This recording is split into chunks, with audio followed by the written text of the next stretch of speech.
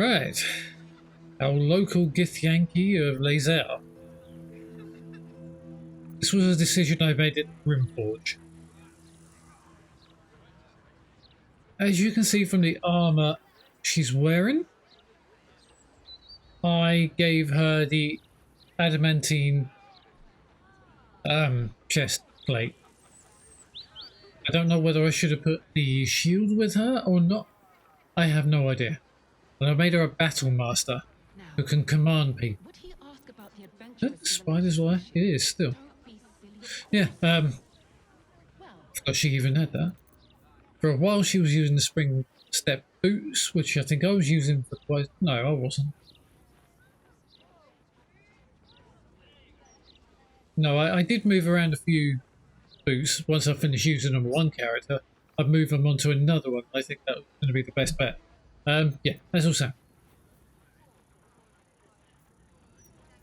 All the stats are just there. Plus 8 to saving throws. Plus 4 to strength. Plus 4 to proficiency. And she is a heavy armor user. And she's got a resistance to fire from the Grim Skull helm. This I thought was going to be a good one to actually have, especially for her. Attackers can't land critical hits on the wearer.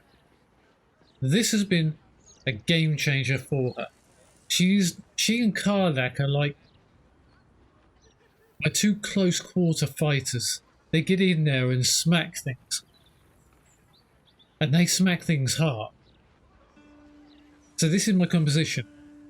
Range, magic, close quarters, and a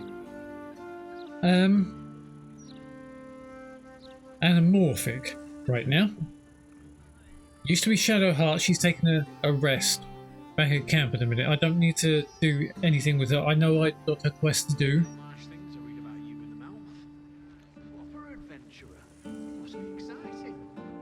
That guy's really infuriating. Yeah, as I was saying, she's got a whole lot of stuff. So we've got the Grim Skull Helm, which gives her the Hunter's Mark. Cloak of Displacement. At the beginning of the wearer's turn, the cloak activates, granting disadvantage on attack rolls that target the wearer. This effect lasts until the wearer takes down. So, at the beginning of the turn, they attack her, they miss her, she's fine. So I thought this would be good for a close quarters melee person. And so they get disadvantaged attack rolls. She gets hit, she loses that. I'm not sure if that comes back on the next turn or what. Adamantine splint armor. I made a mistake when I went for this. I should have made the other type of armor, which was medium. In the Grimforge, I made a big mistake there, but I rolled with it. I went, right, that's the decision I made. My noble is basically going, Fina is going, right, I made a decision, that's it, we roll with it. Magical play, all incoming damage is reduced by 2. Intense adamantine backlash when a melee attack hits you, the attacker is sent reeling for 3 turns. I've not actually seen that proc. Disadvantage on stealth checks because it's heavy armor, and attackers can't land a critical hit on her. She has gloves of dexterity. Now I have been buying a whole load of legendary and very rare gear because I found myself needing this gear all the way through, and it's becoming obnoxious. So the wearer's dexterity scored to 18, the enchantment has no effect if their dexterity score is higher without. So basically, is at 18. And with that, I've got flying boots, which actually comes in very, very handy if I want to use that. Boots or psionic movement. When a Githyanki casts fly, their next melee weapon attack deals an additional 1 to 4 psychic damage. Now I've got to remember to do that. I keep forgetting to use that transmutation spell. So she's become She's got the Soulbreaker Greatsword, and this thing's been really, really good. So now she's got a 1d4 psychic conditional damage, and one of her rings gives her acid, which is the caustic fan. Your weapon attacks also deal 2 acid damage, so you got slashing 2d6 plus 5, plus 2 to acid, and plus 1d4 to psychic. It's conditional though. Seldom caught unawares, you gain a plus 2 bonus to initiative rolls. See, this is kind of where my knowledge of this game does not reflect how I'm playing. I've had to learn fast. Wound closure when downed automatically stabilizes at the start of the turn. So if she gets downed, which, to be fair and honest, she hardly gets down. A potent healer maximizes the number of hit points restored. So if she gets healed, about so many hit points gets just double.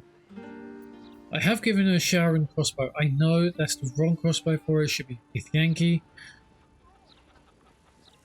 But somebody else has got the Githyanki crossbow. She's got the splendid outfit. Let's see her in her camp outfit, which is nice, I think.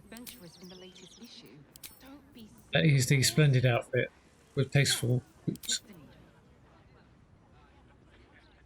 Don't worry, she is set to hide during dialogue, so I get to see her face instead of that weird Grimskull helm.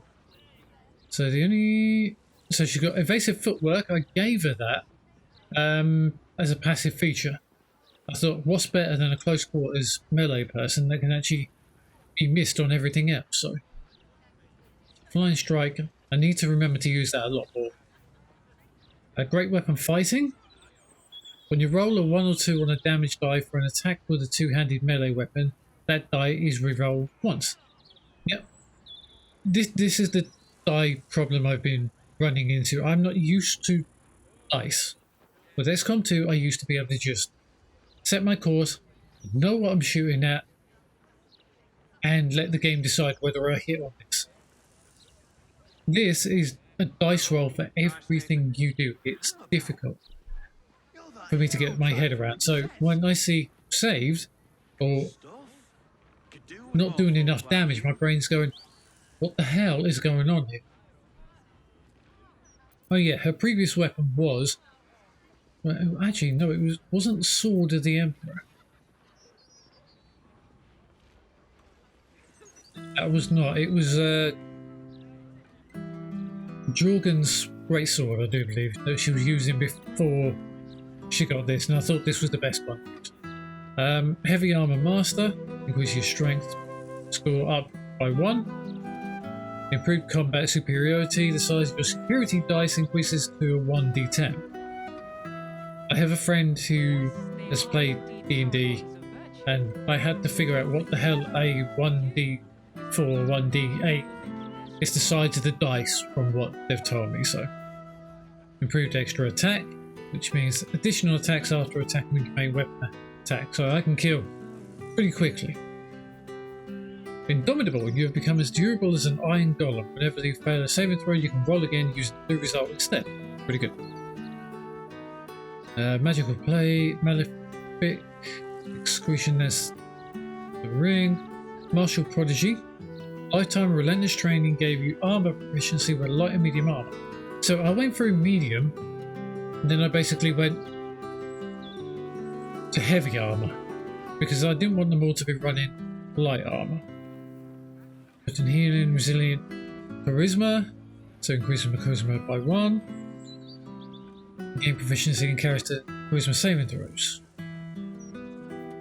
I'm tough. That increases my hit points by another 2. But I got a weakened constitution.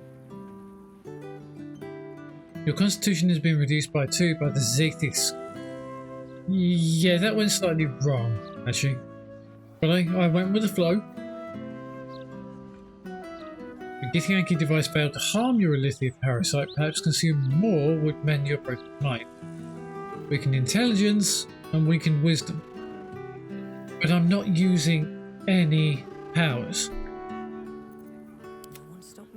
Now, Athena, I've got this ability, Survival Instinct.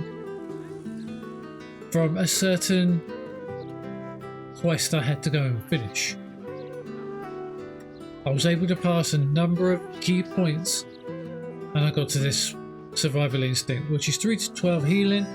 If you use a creature with silent pulse, if it reaches 0 hit points, it heals instead of falling unconscious. So I thought that's a good one. But enough waiting. I crave blood. going back to Lae'zel, we most already know all of her stats.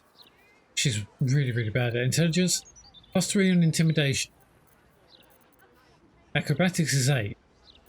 And sleight of hand 4. And 4 and athletics is 8. So she really hasn't got that much going for her. She's got the menacing attack. I love the menacing attacks. They're so brilliant. And she's got second wing. So this is how I've set up. She's got Commander Strike, which really does actually work quite well.